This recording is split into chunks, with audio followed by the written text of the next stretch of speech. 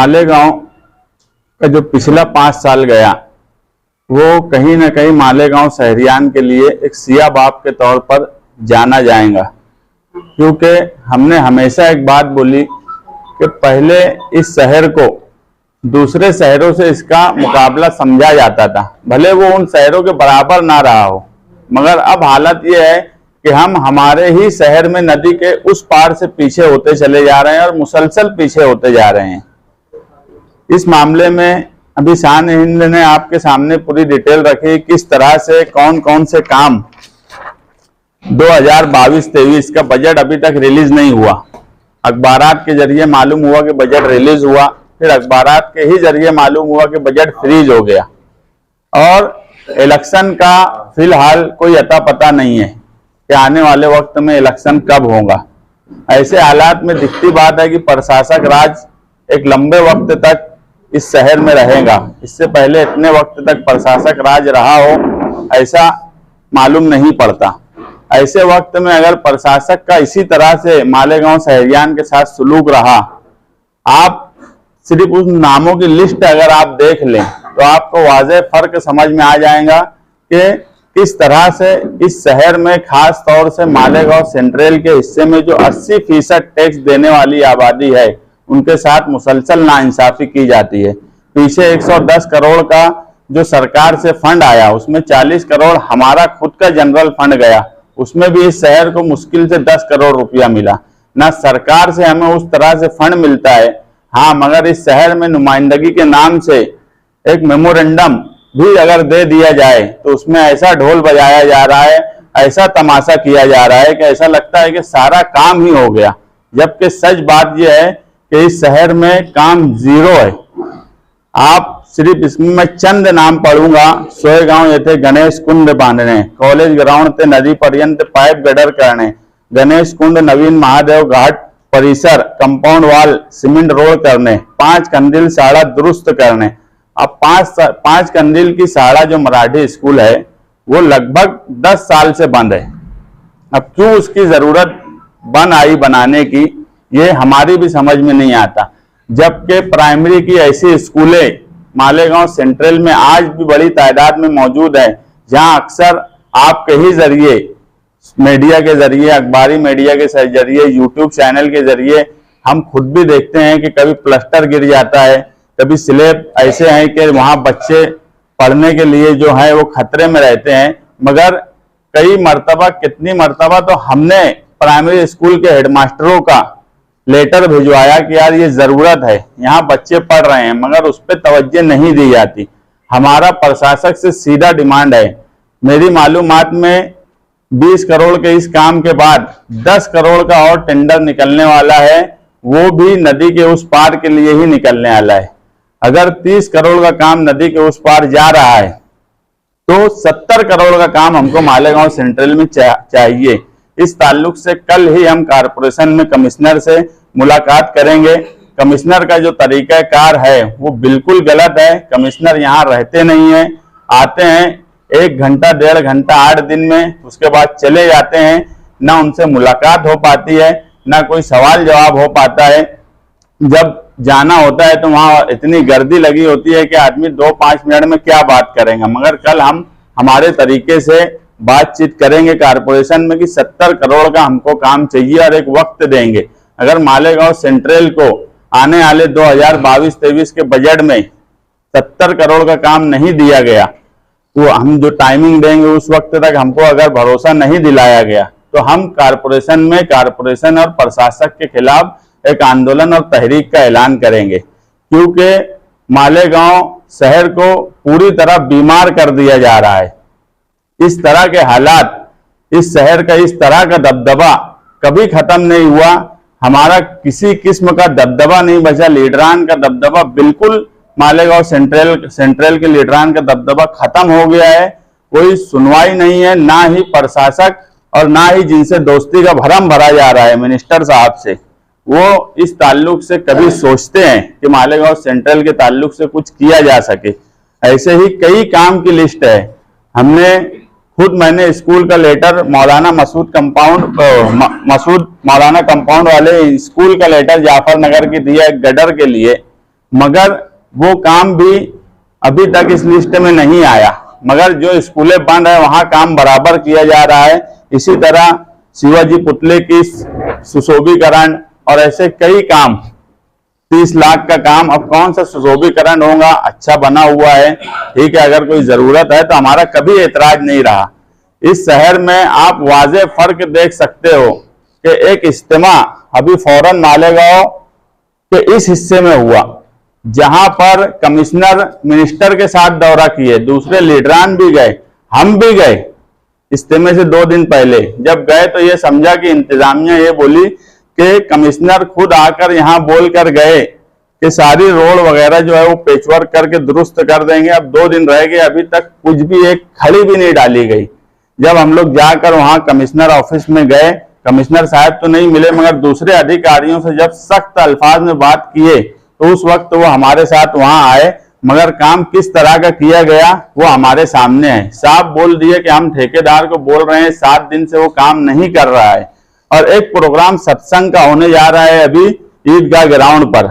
आप अगर अभी जाकर देख लो तो पूरा ईदगाह ग्राउंड से लेकर MSG कॉलेज से लेकर एकात्मा अभी ज्योतिबा फुले पुतले के पास भी वो पेचवर्क हो रहा है कि रोड जहां जरूरत नहीं है वहां भी इस तरह से रोड बनाई जा रही है। ये मालेगांव शहर के साथ नाइंसाफी है और मुसलसल नाइंसाफी है कि एक तरफ अगर इज्तिमा होता है तो हमको एक गड्ढा भरने के लिए भी कारपोरेशन वहां पर कोई काम करने तैयार नहीं है।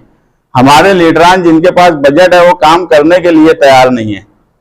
हम आज बॉडी में है नहीं, मगर हमसे जो हो सकता है हम वो कोशिश कर रहे हैं। मगर इस तरह का भेदभाव, अगर जातिवाद के तौर पर भेदभाव किया जाएगा कि एक जमात का अगर इज्तिमा है तो वहां कोई तवज्जो नहीं दी जाएंगी, दूसरे अगर सत्संग है तो वहां पूरी तरह तवज्जो दी जाएंगी, तो ये इस शहर में मुनासिब बात नहीं है। हम किसी के प्रोग्राम के लिए कभी हमारी कोई नाराजगी नहीं होती। आप अगर वहां प्रोग्राम हो रहा है, आप अच्छा काम कर रहे हो तो बहुत अच्छी बात है, मगर ये हक हमको भी हासिल है कि अगर हमारे इधर लाखों का इज्तिमा है तो वहां भी हमको सहूलत मिलनी चाहिए, क्योंकि इस शहर में टैक्स हम भी भरते हैं और 80% भरते हैं।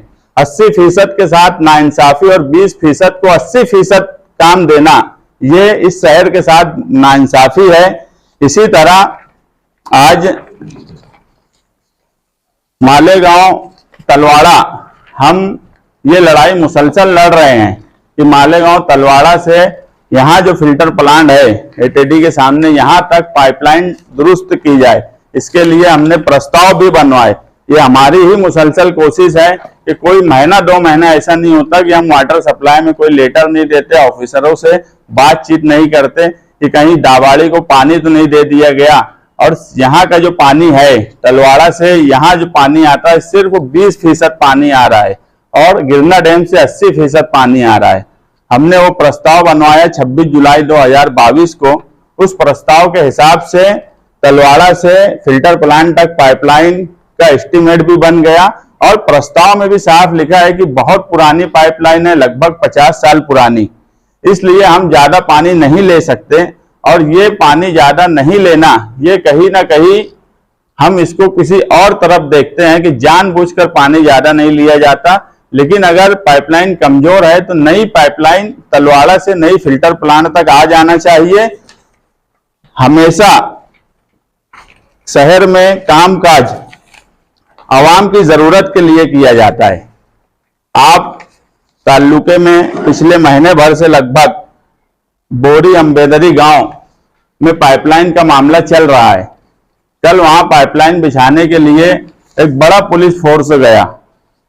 मुझे कुछ लोगों ने ऐसा बताया कि 482 पुलिस का अमला वहां मौजूद था। अगर इतना बड़ा 500 के करीब पुलिस का अमला किसी काम के लिए मौजूद हो तो इसका दूसरा मतलब यह है कि आवाम की जरूरत वहां पर नहीं होंगी, या विरोध इस तरह का होगा कि इतना बड़ा पुलिस प्रशासन वहां पर लगा जब आवाम की जरूरत बोरी अम्बेदरी गांव पाइपलाइन नहीं है। तो हम दादा भुसे से भी गुजारिश करते हैं कि वो वहां की आवाम की जरूरत और मालेगांव की आवाम की जरूरत दोनों का ख्याल रखते हुए बोरी अम्बेदरी गांव की जो पाइपलाइन है उसे तलवाड़ा से इस फिल्टर प्लांट की तरफ कन्वर्ट कर दें, ताकि यहाँ की जरूरत पूरी हो जाए और बोरी अम्बेदरी गांव का जो मसला है वो भी हल हो जाए। क्योंकि जरूरत, आवाम की जरूरत के हिसाब से कोई भी काम किया जाता है। हम उनको एक मशवरा दे रहे हैं जिससे उनको भी राहत हो जाएंगी, बोरी अम्बेदरी का जो मामला है वो भी हल हो जाएगा और हमारी जो जरूरत है वो भी पूरी हो जाएंगी। हम ऐसा मानते हैं कि तलवाड़ा से अगर 50% पानी हम लेने लगे और गिरना डैम से 50% पानी लेने लगे तो हमारे कई मसाइल हल होंगे। हमारे करोड़ों रुपये जो बिला वजह जाए हो रहे हैं बिजली के नाम पर, उसमें बचत होंगी। और कहीं ना कहीं जो 5% पानी पट्टी 2007 में जिस वक्त आसिफ शेख मेयर थे उस वक्त तो बढ़ाई गई थी, वो पानी पट्टी आग की तरह बढ़ती जा रही है, 2600, 2700 के करीब हो गई है। उस पानी पट्टी को कम करने का एक सीधा सा रास्ता है कि जब तुम तलवाड़ा से पानी लेंगे 50%, तो जो उस वक्त की स्कीम थी पानी की कि ना नफा ना नुकसान की बुनियाद पर गिरना डैम की स्कीम से हम पानी ले रहे हैं, वो बैलेंस उसी वक्त होगा जब तुम तलवाड़ा से पानी लेंगे। मगर तलवाड़ा से जानबूझकर पानी नहीं लिया जाता और तलवाड़ा की लड़ाई हम पहले वक्त से लड़ते आ रहे हैं कि तलवाड़ा से यहां तक नई पाइपलाइन आना चाहिए। तलवाड़ा डैम हमारी मिल्कियत है, उसका पानी मालेगांव शहर के अलावा किसी और गांव, किसी और ताल्लुका, किसी और शहर को नहीं देना चाहिए। ये लड़ाई हमारी मुसलसल जारी है। हमने एक मशवरा दिया है दादा भूसे साहब को, वो चाहे तो इस मसले को फौरी तौर पर हल कर सकते हैं।